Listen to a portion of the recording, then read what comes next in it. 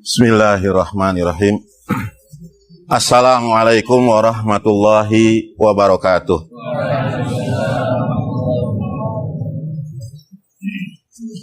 Alhamdulillah, nahmaduhu wa nasta'inuhu wa nastahdih wa nu'minu bihi wa natawakkalu alaih wa na'udzu billahi min syururi anfusina wa min sayyiati a'malina. May yahdihillahu fala mudhillalah wa may yudlilhu fala hadiyalah. Asyhadu an la ilaha illallah wahdahu la syarikalah wa asyhadu anna Muhammadan abduhu wa rasuluh la nabiyya ba'dah. Sallallahu alaihi wasallam tasliman katsiran katsira. Amma ba'du, qala Allah ta'ala a'udzu billahi minasyaitonir rajim. Ya ayyuhalladzina amanu taqullaha haqqa tuqatih wa la tamutunna illa wa antum muslimun. Wa qala Rasulullah sallallahu alaihi wasallam, khairukum man ta'allama al-Qur'an wa 'allamah, wa qala kullukum ra'in wa kullukum mas'ulun an ra'iyatihi. Atau kama qala Rasulullah sallallahu alaihi wasallam.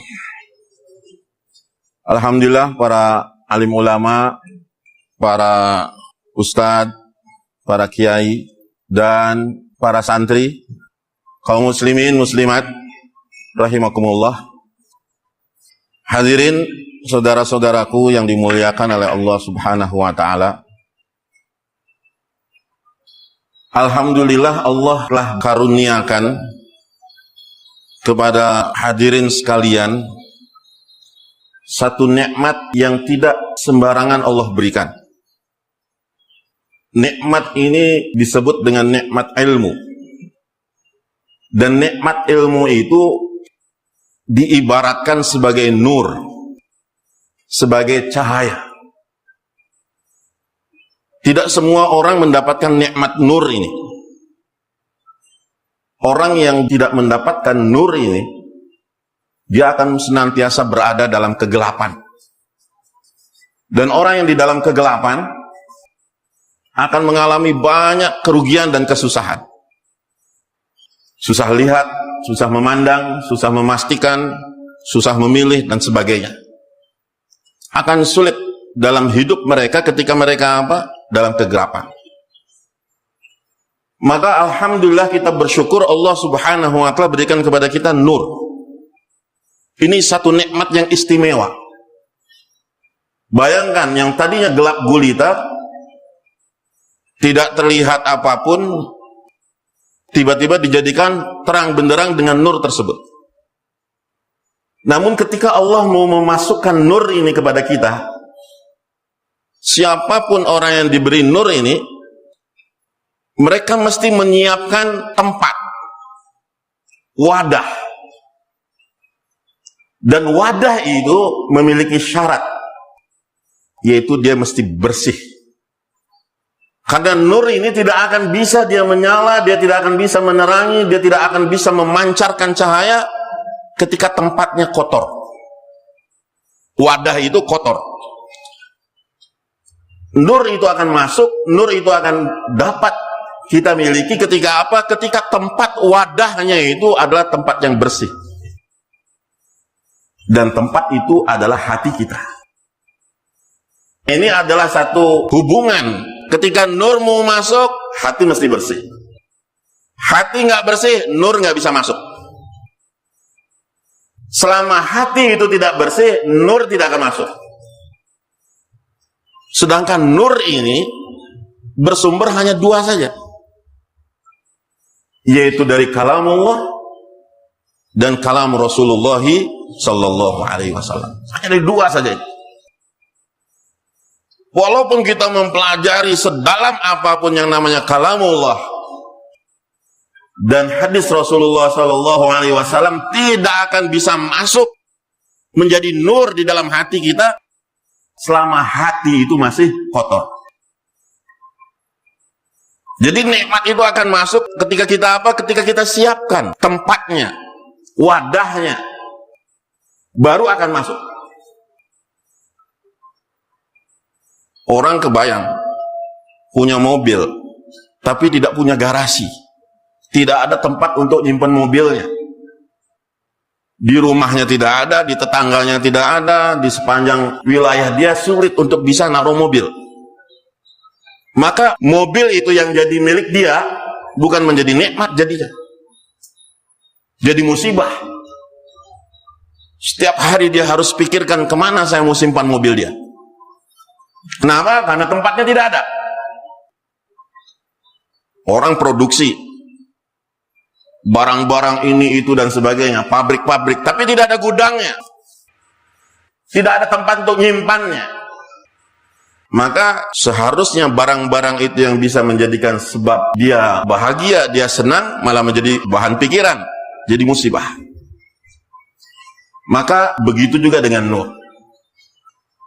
Kalau kita tidak siapkan hati kita dengan kebersihan, kesucian hati, maka nur ini bisa jadi musibah. Apalagi di akhir zaman. Sekarang pertanyaannya, apakah cukup kita dengan belajar ilmu agama, agama akan dapat tegak? Apakah cukup dengan kita ngaji di pesantren, lulus terbaik, hafal Al-Quran, hafizul Quran, selesai daurah, hadis, fikih, semua selesai. Apakah cukup dengan itu agama bisa tegak di muka bumi? Ini satu pertanyaan. Ada yang tahu jumlah pondok pesantren di Indonesia berapa? Tadi di Bandung berapa? 184 pondok pesantren. Kalau tidak salah di Indonesia itu sekitar 100.000 pondok pesantren.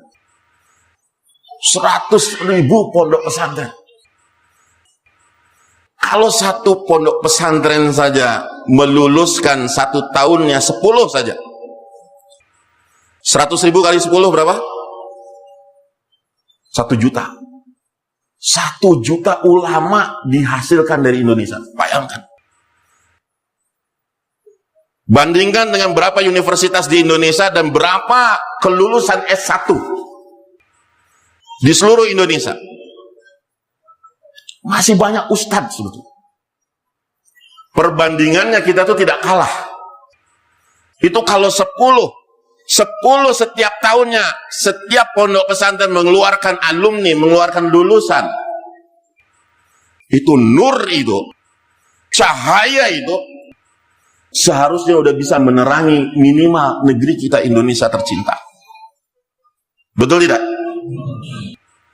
Bayangkan 1 juta nur setiap tahun. Ada yang pondoknya sudah 10 tahun, 20 tahun, 30 tahun. Berapa nur, berapa juta nur sebetulnya. Tapi ada yang miss, ada yang luput di sini itu. Kenapa kok sekian juta ulama yang dihasilkan dari pondok pesantren tidak bisa berperan ketika terjun ke masyarakat? Tidak menjadi nur, tidak bisa menjadi penerang. Seharusnya itu adalah kekuatan cahaya yang luar biasa, bisa memberikan pencerahan, penerangan. Yang tadinya negeri kita penuh kegelapan, bisa terang benderang dengan hidayah Allah SWT. Maka di sini apa yang miss? Ada yang luput, ada yang terabaikan. Karena nur tadi wadahnya tidak bersih. Wadah ini, qalb ini, hati ini tidak disucikan dahulu. Nah, saudara-saudaraku yang dimuliakan oleh Allah Subhanahu wa Ta'ala, apa sih efeknya kalau hati kita tidak bersih? Di dalam Al-Quran itu dikatakan, walau syi'na la rafa'nahu biha.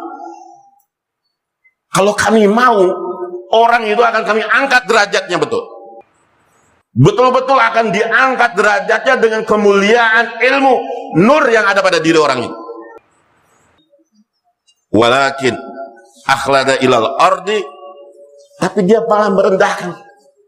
Wattaba'a hawa, tergoda oleh nafsu. Hatinya lebih condong kepada nafsu daripada pada nur itu. Karena nggak bersih. Akhirnya apa? Akhirnya nur ini dikotori oleh hawa nafsu. Maka Allah itu luar biasa. Beliau katakan apa? Famasaluhu kamasalil qalbi. Permisalan orang yang sudah diberi ilmu, tapi dia lupa membersihkan hatinya, lebih condong kepada hawa nafsu. Famasaluhu kamasalil qalbi. Ini kata Allah nih, bukan kata saya. Maka permisalan orang seperti itu adalah permisalan seekor anjing. Permisalannya seperti apa? Seperti anjing. Mohon maaf, supaya kita sadar. Kita sudah dikasih karunia oleh Allah Subhanahu wa Ta'ala belajar di pondok. Tapi jangan lupa, Masya Allah, keagungan ulama itu penuh dengan godaan, penuh dengan tantangan, yang seandainya kita tidak betul-betul memahami bagaimana karunia Allah yang besar ini untuk dipelihara dan dijaga, kita akan terjatuh. Zalatul alim. Terplesetnya seorang ulama itu bisa sampai kedudukannya seperti anjing. Allah memisalkannya seperti anjing, menjadi penjilat begitu saja. Apalagi di akhir zaman. Hati-hati. Di akhir zaman itu Allah akan angkat ilmu bimautil ulama, dengan wafatnya para alim ulama. Lalu ulama akan berkurang apa tidak? Tidak. Ulama akan tambah banyak. Akan tambah banyak. Tapi ulama yang akan merebak di akhir zaman adalah ulama-ulama su. Ulama-ulama yang jahat. Yang punya hati yang kotor. Yang hati tidak condong kepada cahaya. Yang tidak condong kepada kalamullah dan kalamur Rasulullah Sallallahu Alaihi Wasallam. Maka membersihkan hati ini penting. Kalau saya punya pondok itu udah nggak apa-apa lah, nggak jadi hafiz Quran, nggak apa-apa, nggak jadi alim juga ulama, nggak apa-apa. Harapannya setidaknya akan muncul wali-wali Allah dari anak didik saya. Itu saja. Wali Allah, Allah wala kalau dalam bahasa Urdu. Orangnya Allah yang punya khasyah, yang punya rasa takut, yang punya betul-betul kecintaan kepada Allah. Makanya kenapa tadi dikatakan apakah dengan adanya ulama agama ini akan tegak? Tidak, tidak ada jaminan. Apakah dengan banyaknya hafizul Quran agama ini akan tegak? Tidak. Apakah dengan banyaknya pondok pesantren agama akan tegak? Tidak. Tidak jaminan.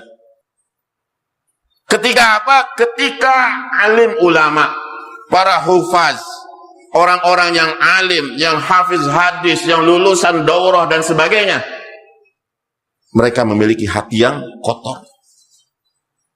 Gak bisa. Untuk menegakkan agama, tidak bisa sekedar ulama seperti itu. Ulama mesti pertama hatinya bersih. Bersih dengan apa? Yakin kepada Allah. Mohon maaf, godaan ulama itu lawannya pertama umarok, yang kedua agnia. Ini yang akan betul-betul mempengaruhi umarok dan agnia. Bukan kita disuruh bertentangan dengan mereka, tidak. Tapi bagaimana kita bisa mengimbangi bahwa ulama ini, siapapun dia, bagaimanapun ulama ini, dia bisa memegang kendali justru atas orang kaya, dan para umara ini di bawah kendali para alim ulama. Bukan sebaliknya, malah ulama dikendalikan oleh umara. Tapi ulama memegang pengaruh. Dia hanya takut hanya kepada Allah. Takut hanya kepada Allah. Nanamkan takut kepada Allah ini agenda pertama seluruh pondok pesantren harusnya. Menanamkan apa? Rasa takut. Kenapa? Kenapa mesti takut kepada Allah? Ada yang bisa jawab? Kenapa mesti takut kepada Allah? Siapa orang yang paling dulu dimasukkan ke dalam neraka? Apakah pembawa narkoba? Apakah penyembah berhala? Yang diseret pertama kali ke neraka jahanam bukan orang-orang musyrik, bukan penyembah-penyembah berhala, bukan orang-orang komunis, bukan orang-orang ateis, bukan orang-orang munafik, bukan musuh-musuh Islam yang lain. Yang paling dulu diseret masuk ke dalam neraka siapa? Orang alim, orang kaya, mujahid, pejuang agama yang justru tidak ikhlas karena Allah. Ini yang kita mesti takut. Kita harus takut. Rasulullah SAW ceritakan itu sebagai satu peringatan antara kemuliaan kita justru dengan ancamannya. Kenapa? Karena ulama itu pegang umat. Pegang umat, mengendalikan umat. Betul-betul mengendalikan umat. Betulnya ulama, betulnya seluruh alam. Rusaknya ulama, rusaknya seluruh alam. Jadi bukan berarti tidak adanya ulama, dunia akan rusak. Tidak ada ulama pun dunia bisa rusak. Ulama mesti takut. Ngomong harus hati-hati. Berfatwa mesti hati-hati. Bertindak mesti hati-hati. Bertingkah laku mesti hati-hati. Berakhlak mesti hati-hati. Orang biasa, taruhlah, mohon maaf ya, misalkan ada tukang pulung yang mulungin sampah, kencing di pinggir jalan di situ, wajar tidak? Wajar. Tapi ada santri pakai sorban, pakai jubah, janggutan, kencing di pinggir jalan, sambil berdiri begitu, cur saja. Wajar tidak? Tidak wajar. Tidak wajar. Ada preman dengan anting-anting segede bola tenis tuh kan, tato di mana-mana, rambut warna pink, warna hijau, warna macam-macam, boncengan sama perempuan. Wajar tidak? Wajar aja biasa. Tapi santri, masya Allah, kopiah, janggut, sorban ini bawa perempuan. Masalah besar, masalah besar. Atau nongkrong di paling depan di layar tancap, di orkesan dangdutan paling depan lagi. Nggak wajar. Walaupun kata orang umum itu wajar bagi orang umum, tapi bagi kita hati-hati. Hati-hati. Kenapa? Karena kita ada nur, disorot. Kenapa kok orang yang tadi tatoan apa semua kok nggak apa-apa ya?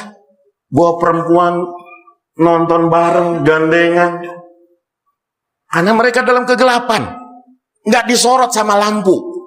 Nggak ada cahaya, nggak kelihatan. Aib-aib mereka, kejahatan mereka, kerusakan mereka itu mereka ditutupi. Memang karena nggak kelihatan, gelap. Tapi kita ini di atas panggung. Ditonton oleh seluruh umat. Diperhatikan, disorot kita ini punya nur, punya cahaya. Salah sedikit kelihatan. Salah sedikit saja kelihatan. Maka peranan di sini, masya Allah, luar biasa sebagai satu amanah yang besar.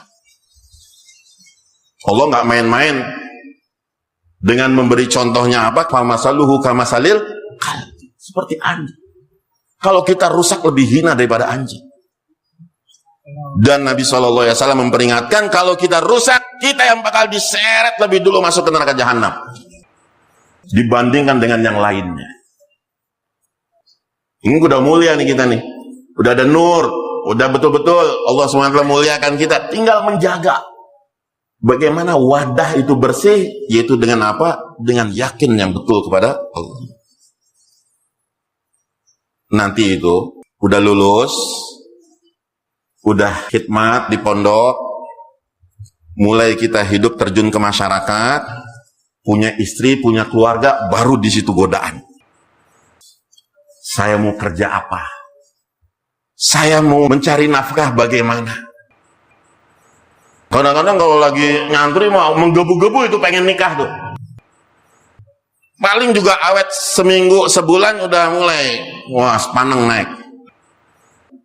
Ini harus apa ini saya? Kerja harus apa, kerja harus apa. Akhirnya apa? Tergoda. Yang bapaknya juragan beras, jadilah jadi tukang beras.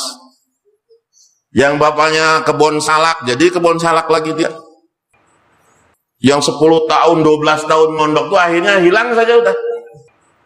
Balik lagi sama kayak orang tuanya. Akhirnya maka pasar deh, ke kebun deh. Gak kemana-mana dia. Gak berubah. Sama aja kayak begitu, kayak bapaknya dulu.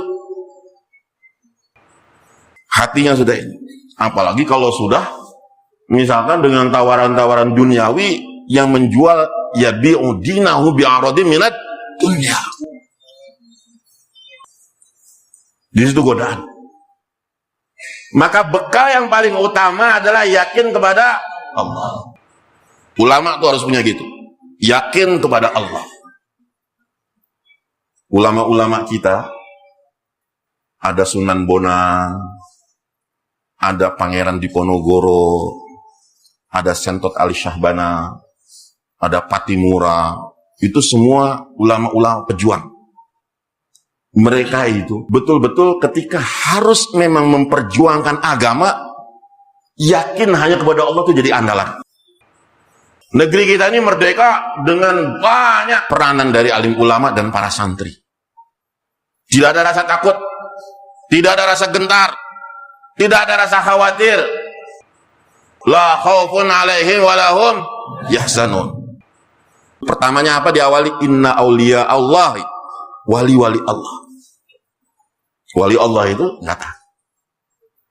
Kenapa pondok-pondok kita itu diajari zuhud, diajari mujahadah, diajari ditempa dengan banyak kesusahan, banyak ini sebagainya. Dilatih supaya kita ini bisa betul-betul terjun ke masyarakat tanpa bergantung, tanpa takut kepada apapun. Belajar yakin hanya kepada Allah. Yang kedua untuk wadah itu supaya bersih. Tadi yang pertama apa? Yakin kepada Allah. Yang kedua cinta kepada sunnah. Supaya hati kita bersih. Cinta kepada sunnah Nabi Sallallahu Alaihi Wasallam. Ini modal besar. Cinta kepada sunnah itu adalah betul-betul pakaian kita. Ketika sahabat bisa menaklukkan Romawi, sahabat bisa menaklukkan Persia, mereka ada nggak sahabat itu? Ini yang Romawi ini bagus nih, udah ribuan tahun berkuasa.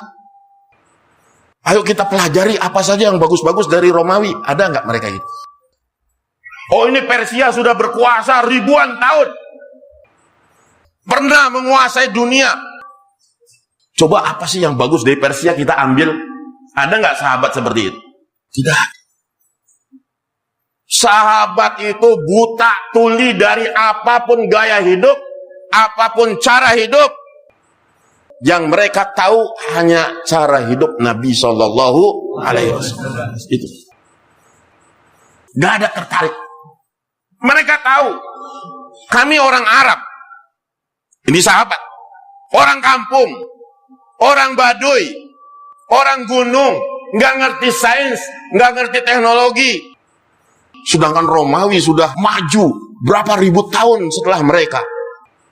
Teknologinya, senjatanya, pasukannya, ilmunya, semua itu Romawi sudah maju. Tapi sahabat nggak tertarik sedikit pun. Nggak ada tertarik. Oh ini nih ada bagus nih. Ini gaya ini bagus nih, kita tiru. Nggak ada. Kenapa? Karena mereka yakin kalau kita ngikutin mereka, ngikutin orang-orang Romawi yang kita anggap bagus, orang-orang Persia yang kita anggap bagus, kita terjun dalam hal itu, kita malah hina. Kita malah dikalahkan. Kita ini adalah kaum yang diistimewakan bukan dengan teknologi, bukan dengan sains, bukan dengan cara apapun, tapi kita dimuliakan dengan cara hidup Nabi SAW. Ini yang dipegang oleh sahabat. Dipegang oleh sahabat sampai kemanapun. Sahabat bisa naklukkan Afrika, bisa naklukkan Eropa, bisa naklukkan negeri-negeri, bisa naklukkan Cina. Kenapa? Karena mereka berpegang pada ini. Ketika yang lain berpegang kepada senjata, pasukan, dengan segala kehebatannya, sahabat hanya berpegang kepada apa? Yakin kepada Allah dan yakin kepada sunnah. Karena itulah yang akan menarik pertolongan Allah Subhanahu wa ta'ala. Kalau Allah sudah nolong kita, wala ghaliba lakum, tidak ada yang bisa ngalahkan kalian. Nah ini cuman kadang-kadang kita ini salah kaprah, tidak yakin kepada sunnah, tidak yakin kepada sunnah. Apalagi ada anak santri pakai rambut model pemain bola, misalkan siapa tuh, saya nggak kenal tuh. Ininya cepak-cepak, ininya muncul kayak burung hantu tak apa. Ininya di model-model gini, model gini. Ya Allah. Ada nggak yang kayak gitu? Nggak ada ya? Kenapa kita tertarik dengan seperti itu? Padahal kita punya model yang pasti diridhoi oleh Allah dan Rasulnya. Padahal rambut itu kemana-mana jadi pahala. Ke WC jadi pahala, tidur jadi pahala. Kalau kita ikut sunnah Nabi, ya insya Allah kemana-mana bawa pahala. Tapi kalau kita bawa sunnah yang lain, malah bukan jadi pahala. Ulama dahulu itu berpegang pada itu, pada sunnah Nabi Shallallahu Alaihi Wasallam. Di India itu adalah negeri yang termasuk lama dijajah oleh Inggris. Negeri yang lama dijajah oleh Inggris. Tapi India itu, walaupun mereka dijajah oleh Inggris, mereka mempunyai kekuatan agama dalam berpegang kepada agama itu sampai detik ini tidak pernah rubah. Mereka dijajah oleh Inggris, sekarang dijajah oleh Hindu misalkan, tapi tidak pernah berubah. Cinta mereka kepada sunnah, cinta mereka kepada agama itu luar biasa. Yang namanya ulama itu, Inggris itu pernah menangkap 150.000 ulama, disembelih, dipotong-potong, dicincang-cincang, kemudian dibawa ke pesawat, dagingnya disebarkan di lautan Samudra Hindia. Sampai begitu. Orang-orang yang di penjara itu banyak. Ulama-ulama di penjara itu banyak. Banyak. Lebih banyak daripada kita. Indonesia nggak seberapa. Yang mati di tangan penjajah. Yang mati di tangan musuh-musuh Islam. Orang-orang dahulu membela agama itu betul-betul dengan keyakinan. Ada satu, kalau dulu itu 3 serangkai. Ada namanya Maulana Rashid Ahmad Gangohi. Ada Maulana Haji Imdadullah Sa. Kemudian ada Maulana Qasim Nanotwi. 3 serangkai ini. Yang ini, 3-3-nya ini adalah orang-orang yang memang betul-betul dicari oleh Inggris. Yang Haji Imdadullah, dia berhijrah ke Mekah. Saking dicari. Sedangkan Syekh Rashid Ahmad Gangohi di penjara, di Malta. Ketika beliau dikuburkan itu, ratusan luka di tubuhnya. Ratusan luka. Sedangkan Maulana Qasim Nanotwi itu sembunyi. Beliau disembunyikan. Tapi begitu setelah 3 hari, karena beliau dicari buronan oleh Inggris, akhirnya dicari kemana-mana. Tapi begitu 3 hari dia keluar dari persembunyiannya. Dia keluar kesembunyian, dia terang-terangan berjalan apa semua bebas. Maka orang-orang ngasih tahu, Hazrat Syekh, kenapa engkau keluar? Terus saya sembunyi, engkau masih dicari, engkau masih buron. Apa jawabnya? Enggak. Sunnahnya sembunyi itu hanya 3 hari. Karena Rasulullah SAW bersembunyi dari kejaran orang-orang kafir Quraisy di Gua Thur itu hanya 3 hari saja. Kalau saya sembunyi dari lebih daripada 3 hari, berarti saya berselisih dengan sunnah Nabi SAW. Saya lebih suka tertangkap daripada saya harus berlawanan dengan sunnah Nabi SAW. Orang-orang dulu gitu. Tapi bagaimana Syekh Nanotwi? Ya, dia pengasas Deoban yang sampai sekarang Deoban masih eksis dengan ribuan ulama yang hampir menyebar ke seluruh dunia. Jutaan mungkin ulama dari 1880 ya sampai detik ini. Luar biasa ulama-ulama ini. Berkat istiqomah kepada sunnah, berpegang kepada sunnah. Mulai Ilyas rahmatullah alaih ketika mau wafat, Syekh Ilyas yang memulakan usaha tablik di akhir zaman ini, ketika sakitnya beliau sudah nggak bisa ngomong apa-apa, nggak bisa ngomong apa-apa. Beliau memang bukan orang yang pandai bicara, orator hebat, pidatonya bagus, enggak. Orangnya gagap, kalau bicara apa, mau kemana, kalau bicara begitu. Tapi rohaniat menangis. Ketika beliau mau wafat itu, beliau panggil khodimnya.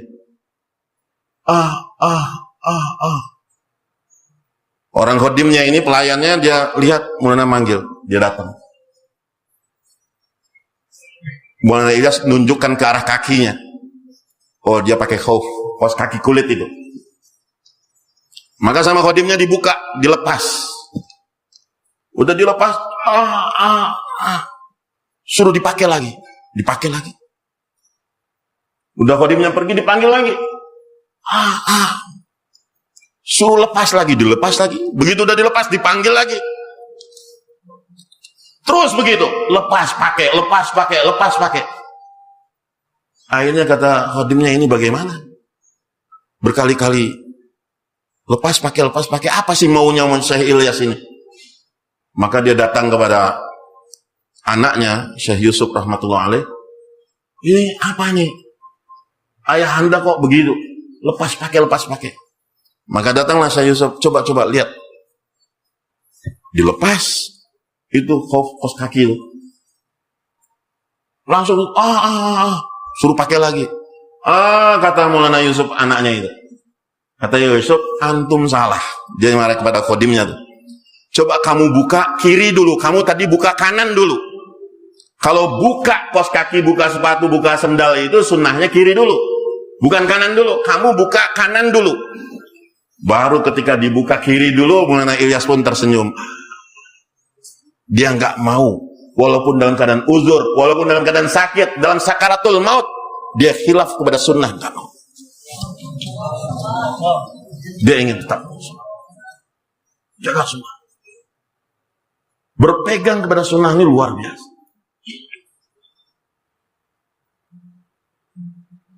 Maka apalagi ulama hatam hadis, daurah hadis, lulu daurah hadis, ya Allah, tidak berpegang kepada sunnah, ini yang menjadi masalah. Saya lihat ketika menjelang wafatnya, beliau juga panggil Maulana Zakaria rahmatullah alaih. Beliau katakan, Syekh Zakaria, Syekhul Hadis. Beliau menulis Fadhoil Amal itu tanpa melihat rujukan-rujukan. Beliau tulis itu tanpa melihat kitabnya lagi. Beliau tulis. Dan setiap Kamis malam Jumat beliau akan disetorkan kepada Rasulullah SAW dalam mimpi. Rasulullah akan datang, akan baca. Rasulullah datang, baca. Tapi Syekh Ilyas apa nasihatnya kepada Maulana Zakaria? Zakaria, sebagai keponakan, engkau telah banyak berkhidmat untuk hadis. Engkau banyak menggali ilmu hadis. Tapi wahai Zakaria, berpegang teguhlah kamu dalam menyebarkan hadis, menghidupkan hadis dalam kehidupan umat Islam. Padahal beliau udah ngajar, udah belajar 50 tahun, 48 tahun beliau mengajar hadis. Sahih Bukhari itu berapa kali khatam. Tapi apa jawabnya Syekh Ilyas? Walaupun kamu sudah belajar hadis, walaupun kamu sudah berkhidmat kepada hadis, tapi jangan lupa, jangan tinggalkan. Kamu mesti berusaha untuk hidupkan hadis, sebarkan hadis di tengah umat. Nah, ini yang ketiga. Yakin kepada Allah yang pertama, yang kedua cinta kepada sunnah. Yang ketiganya supaya hati kita bersih adalah hubungkan diri kita dengan dakwah ilallah. Kenapa? Karena ilmu dan amal itu bukan satu paket. Ilmu dan amal itu bukan satu paket. Tidak semua orang alim itu bisa amil. Tidak semua ulama itu bisa ngamalkan. Kenapa? Ini sesuatu yang berbeda. Seperti gembok dengan kunci. Gembok dengan kunci kalau didampingkan bisa buka nggak? Nggak bisa. Gemboknya ada, kuncinya ada. Direndengkan sebelahan, bisa buka tidak?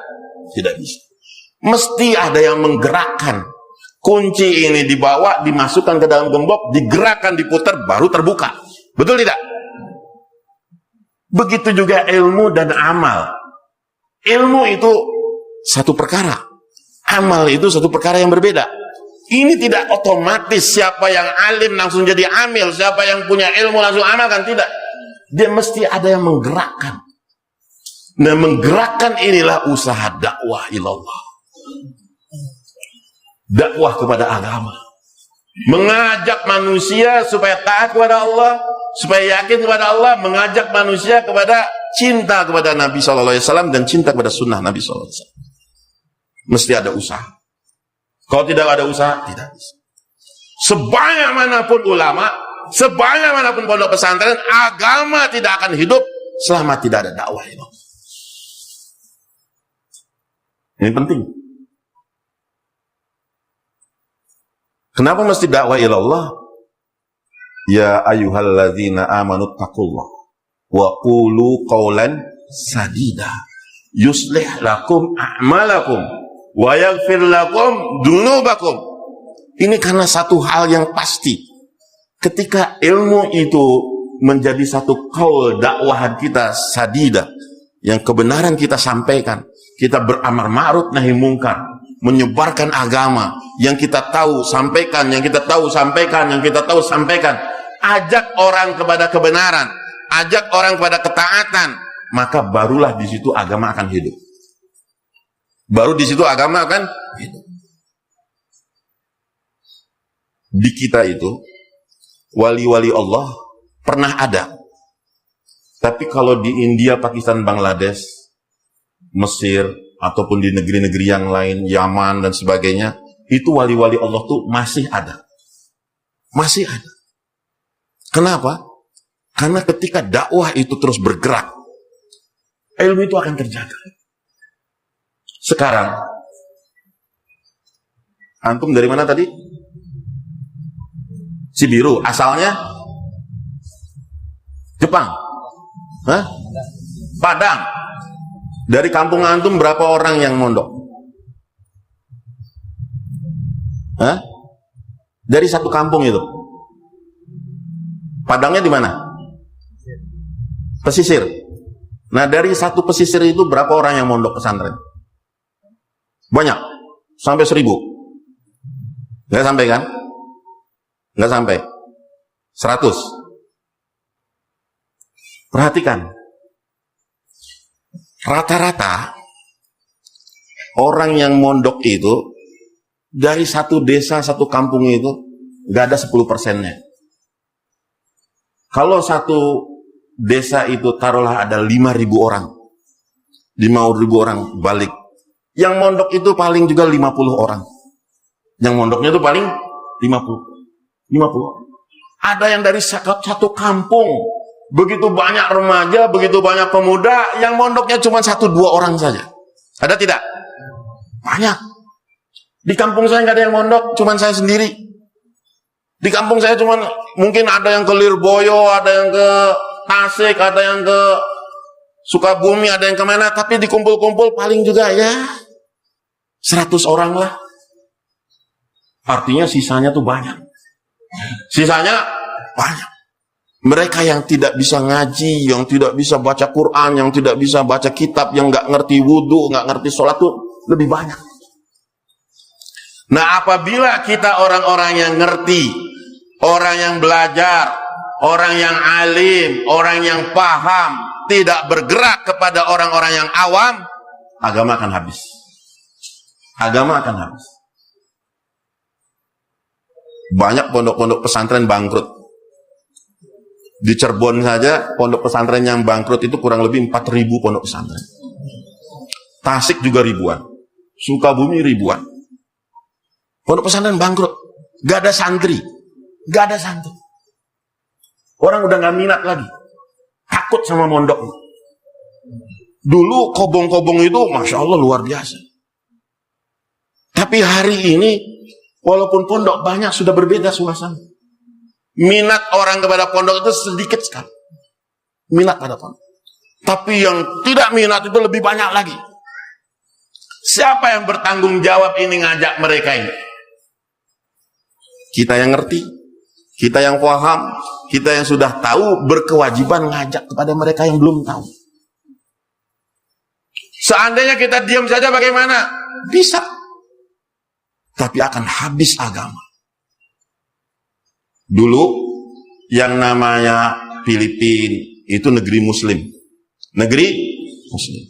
Di sana kalau ada orang masuk Islam disebutnya balik Islam.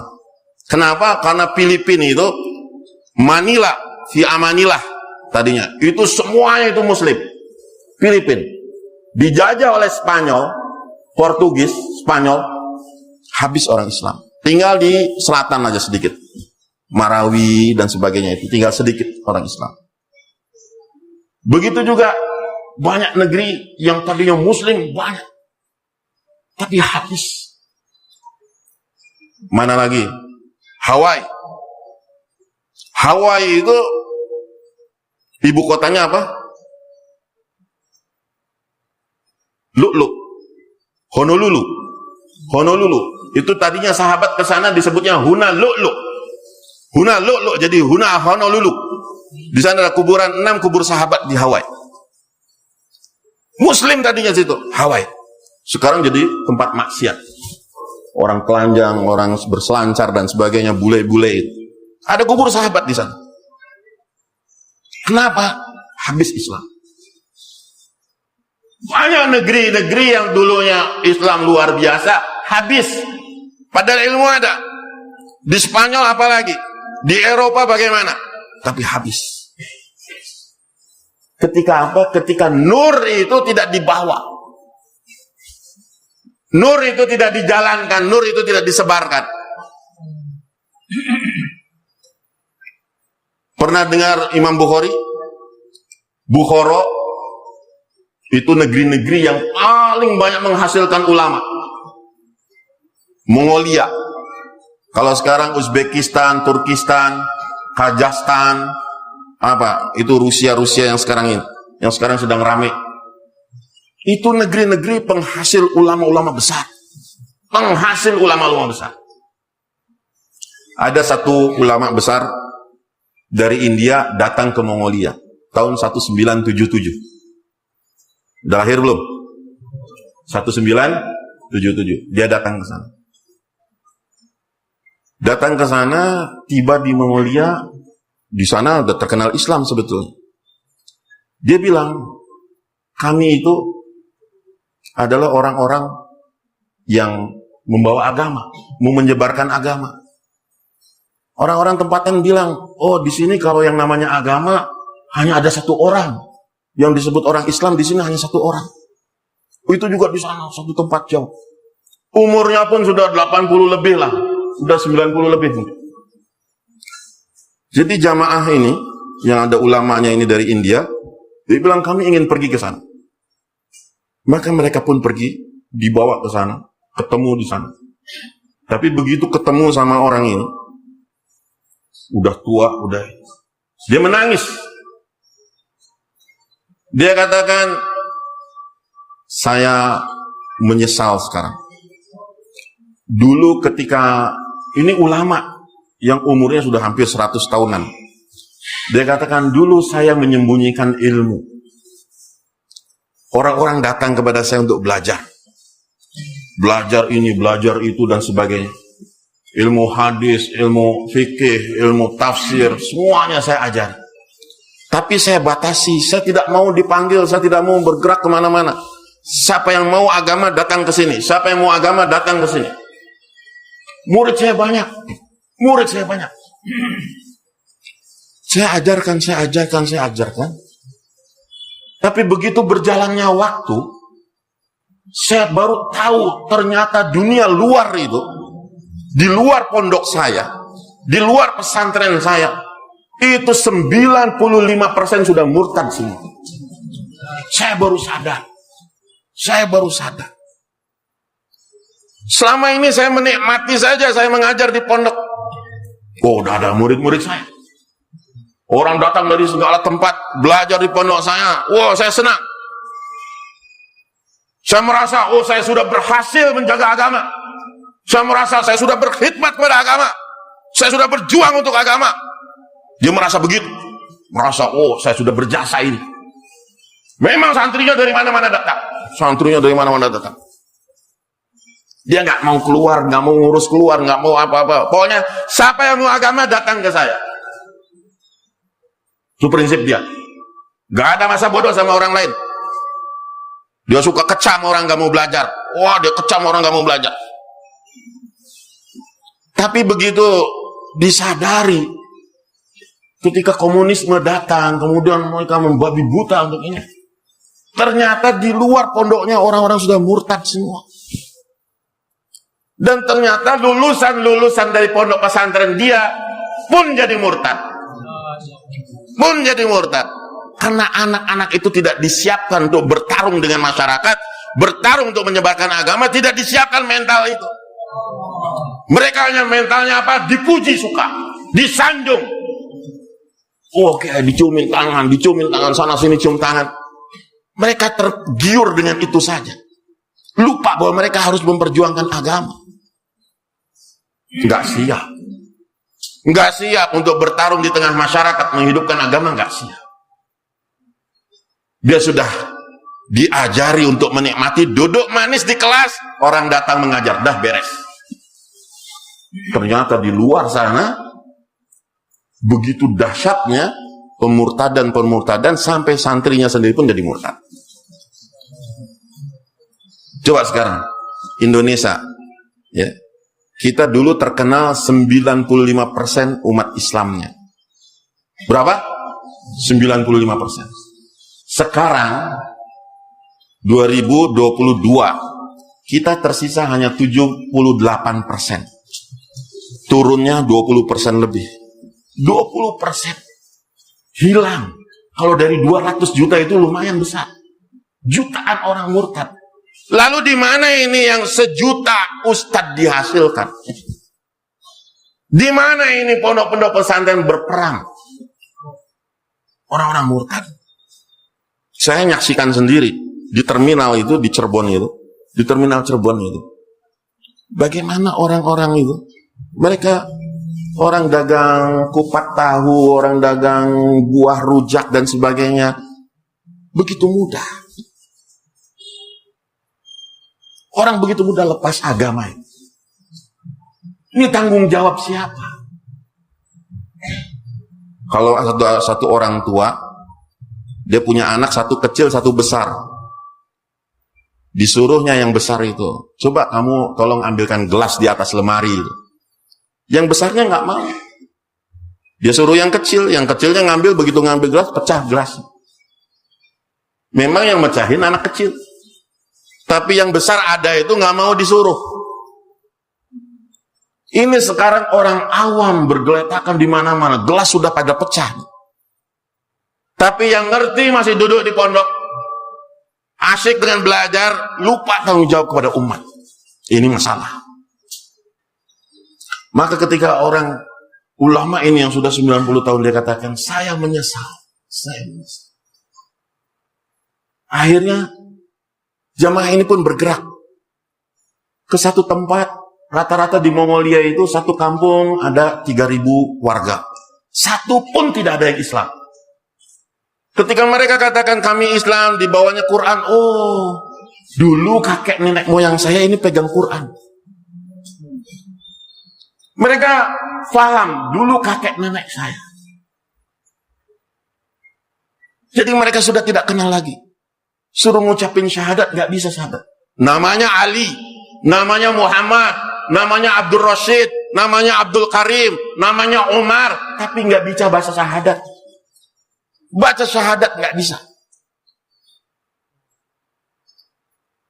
Inilah kita sekarang lihat. Coba di penjara-penjara anak-anak tuh yang narkoba. Kalau di Cirebon ada penjara anak-anak narkoba. Ada penjara anak-anak sendiri khusus. Ya. Namanya siapa? Namanya Muhammad. Namanya Abdul Qadir. Namanya Utsman. Namanya Umar. Allahu Akbar. Kenapa bisa jadi begini nih? Kenapa bisa jadi begini? Orang-orang yang di luaran sana. Tugasnya siapa? Mau nunggu siapa? Kalau nur ini tidak digerakkan, dia tidak akan bisa menerangi mana-mana tempat. Dia hanya terang untuk dirinya sendiri saja. Seperti lilin, lama-lama padam, lama-lama padam. Maka tugas ulama, selain mengajari orang-orang yang sudah minat kepada agama, yang datang kepada pesantren, yang belajar untuk agama, juga dia mesti beri masa, beri waktu untuk umat yang belum ada minat kepada agama. Insya Allah bersedia? Insya Allah.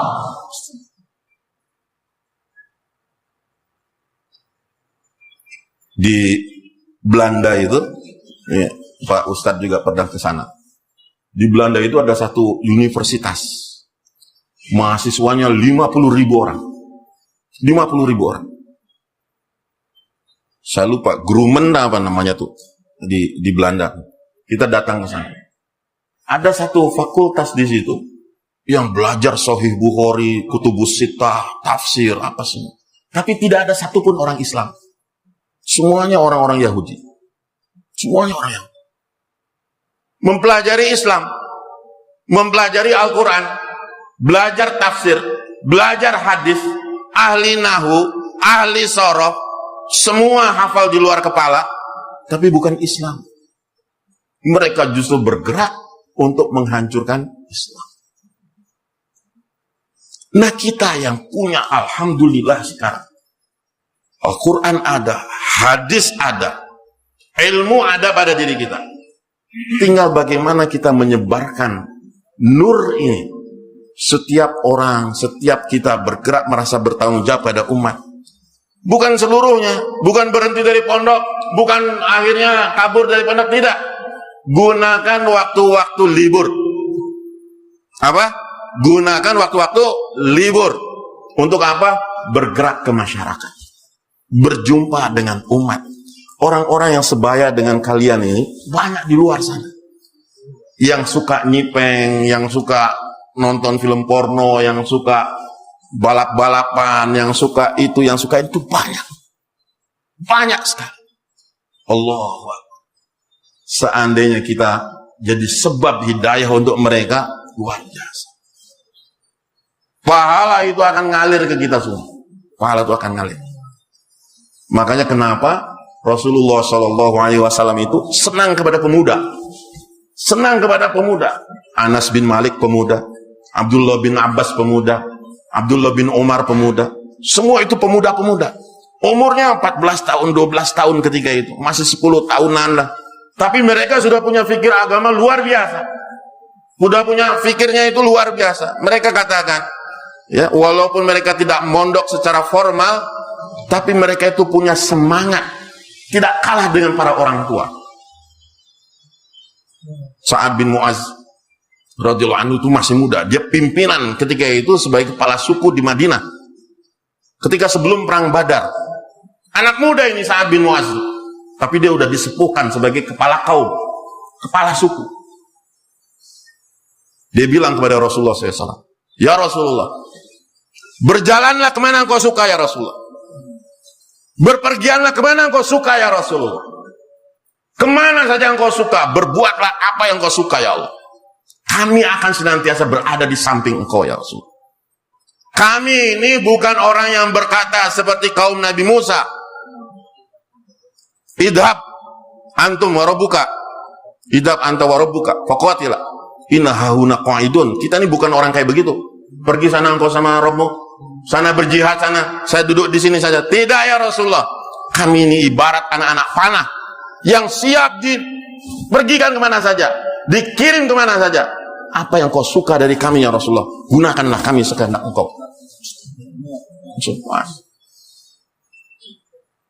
Pemuda-pemuda itu seperti itu, mampu melawan, walaupun pada saat itu perlu dengan kegemerlapan, bisa dengan kekayaan, disanjung-sanjung, tapi tetap diri mereka itu semangat apa? Menyebarkan agama. Bayangkan, Umar bin Abdul Aziz itu masih muda, hidup di tengah ulama, hidup di tengah kekayaan, harta kekayaan. Tapi begitu dia dinaikkan jadi raja, yang pertama kali dia katakan apa? Dia katakan, ya Allah, musibah apa yang kau berikan kepada kami? Dia datangi istrinya, mau pilih saya atau pilih harta kamu? Kalau kamu pilih harta kamu, bercerai dengan saya. Tapi kalau kamu pilih saya, kamu bercerai dengan harta kamu.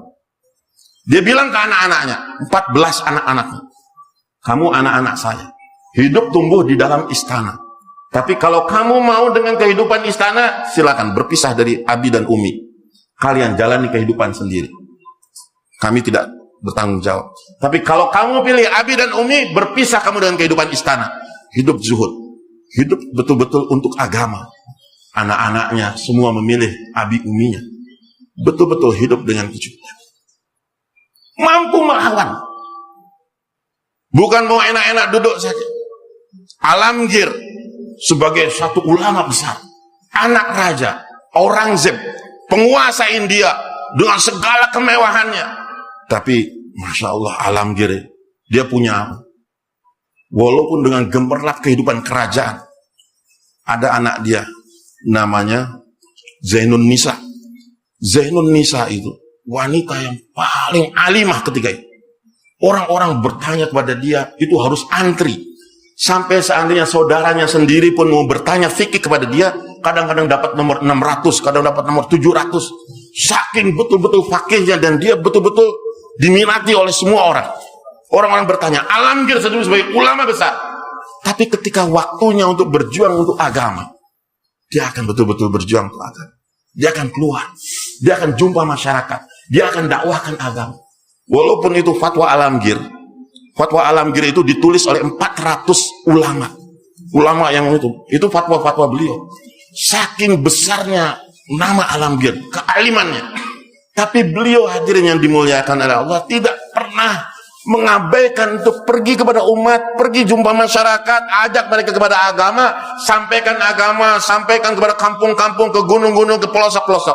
Ini Alamgir. Keberkahannya itu di situ. Keberkahannya. Maka ulama-ulama dahulu menghubungkan antara ilmu dengan amal dengan apa? Dakwah ilmu. Dengan dakwah ilmu. Ruh itu akan datang. Ruh ilmu akan datang. Ruh amal akan datang. Sehingga disitulah kita akan jadi wali Allah, insya Allah. Insya Allah bersedia? Insya Allah. Ya. Nah itu aja.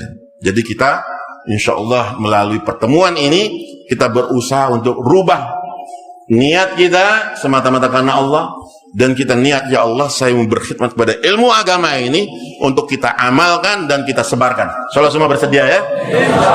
Itu saja dari saya, mudah-mudahan Allah SWT beri kita taufik untuk dapat amalkan dan sampaikan pada yang lain.